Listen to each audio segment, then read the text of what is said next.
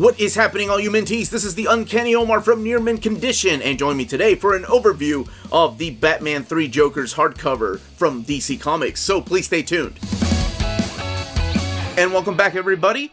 This book is already out in the direct market, it's out in the book market, and believe it or not, it took 4 weeks for me to finally get it, but it is here for all of you that have been asking me.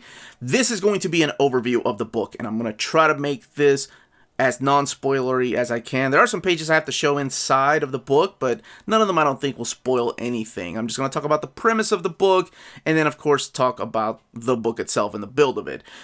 It's going to be really difficult because I literally read this when it came in, and I want to talk to you all about it. So perhaps the Astonishing Melanie and I can do a review of it, and then talk to you all in detail about what we thought of the story. Now, the big question, the size. The hardcover is standard size, so it is as tall as the Superman Man of Steel that came out a couple of months ago. This is volume 1. They're both hardcovers. They both come with dust jackets. Here it is compared to the size of the JLA Omnibus. So the JLA Omnibus, of course, being a little taller and a little longer. And to the size of an Absolute, in case you're not familiar with the standard hardcover format. So it is part of the DC Black Label line, meaning that it stands out, that it has mature content. And we're going to talk about exactly what that is when we get to look inside the book. But the DC Black Label line itself has had several formats in the past, such as the standard size hardcover, the magazine size hardcovers, like Harleen was, and this, and Superman Year One. We have Absolutes and Omnis from the Black Label line that were originally, of course, released as the Vertigo line, or DC, pre-Vertigo. The book retails for $29.99, but let's take a closer look at this spine here. And then, of course, the back. But here is what the spine looks like. You have the Joker's face up here in that green, and then the label down there. Doesn't say DC Black Label, it just says DC. Go figure. And then the back. I kind of like the mix of glossy and matte on the... not sure if you can tell here. So the glossy parts are the Jokers that are in between the bars here, and then this feels like it's a non-glossy cover, the black part border around there. Same as Batman. Batman has a glossy look to it, whereas the background is non-glossy. Here's the image you get under the dust jacket. 2 Jokers, not 3. Let's go ahead and get this opened up. We have some black bookend pages. The image of one of the Jokers, because spoilers, there are 3 of them, maybe. The credits here, written by Jeff Johns, artwork by Jason Fabok, and then the colors are Brad Anderson. And here's the cover to number 1. So I know I'm going to be asked, what is the required reading before reading Batman the 3 Jokers? And honestly, I just think 2 books would do it. The Killing Joke and A Death in the Family. If you have a basic understanding as to who the Joker is, I think you're going to be fine afterwards. So we have these 9-panel grids here. There's a lot of those in here.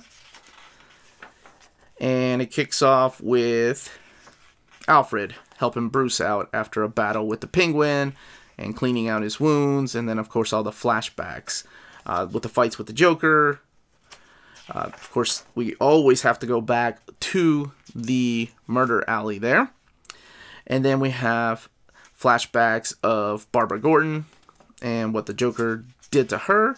And of course, Jason Todd and what the Joker did to him with all these 9-panel grids. Now, I will leave it to you to find out what exactly the Joker did to all these people. But the important thing is that this story, it's a pretty basic premise. There are 3 different crimes in Gotham City in one night. The Joker is claimed to have done all of them. There are reports from bystanders or some of the victims that the Joker was the one that did it to them. So it's up to Batman to investigate what the hell is going on. How can there possibly be 3 Jokers at 3 different times? He had just escaped from Arkham Asylum. And that's where the mystery begins, and it starts to unravel, and he gets the help of Batgirl and the Red Hood.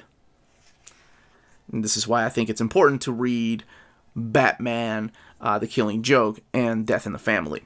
Now, there are no clones. I'm sure you're looking at this page and immediately thinking, oh, it's clones. Well, no, it's a lot more different than that. I will say that. There's also some Easter eggs for people that have been reading comics for a long time, all the way from the Silver Age, from the TV show, Some surprise characters like Gaggy coming back. This is a really hard overview to do because I can't really flip too much through the back because it spoils so much, and I don't want to spoil this for anybody, so we'll go back to the beginning here. Jason Fabok is doing the work of his lifetime. This is amazing. This is up there with Brian Boland's Killing Joke. Like, he is actually channeling that inner Brian Boland. He's worked with Geoff Johns for many years. He's the one that did the Geoff Johns run on Justice League. As a matter of fact, that's kind of where this story really begins. Batman sitting on Metron's chair in issue 42 of the Justice League, asking who killed his parents and what the real identity of the Joker is. That's where all of this really began, but you don't really need to read any of that. As a matter of fact, prepare for retcons. That's all I'm going to say. And if you don't know what retcons are, the basic answer to that is that it's going back and rewriting comic book history to move the story forward. Whether it does it or not, that is up to the reader. Now, my one complaint about this particular hardcover is the small lettering when you're looking at these 9-panel grids. Like, it is really, maybe it's my old age. It's really difficult to read some of this stuff, like the TV headlines. Because the TV is reporting, like the reporters are talking about what's going on in Gotham, and it's a little hard to read in some places.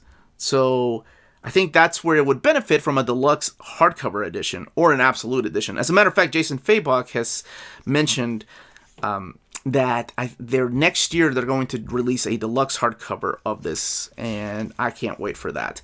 Now, how I feel about the story, that is for another episode, but I cannot wait to talk about it because I think Death in the Family and The Killing Joke are two of the best Batman stories ever. Now, I know the other big question I'm going to be getting is if this is in continuity. Since it's part of the DC Black Label line, is this really happening in the DC universe? And all I can say about that is that I'm sure it is, because all of this started back, like I mentioned, with Geoff Johns' Justice League run. And it answers a lot of questions. And some of the retcons that had already happened with some of these characters were part of the New 52 and Rebirth. So I'm sure this is in continuity. I think it's just DC Black Label because it's mature content, and that's why. Kind of like the way The Killing Joke was a standalone graphic novel, but it was still part of continuity. What happened to Barbara Gordon still happened in the DC universe. But that's my take on it, and I haven't heard otherwise. Let's look in the back here for some extras. Okay, there's a bio on the opposite page of the final page, and then the promotional artwork and variants. That's it. There's no sketches, there's no page layouts.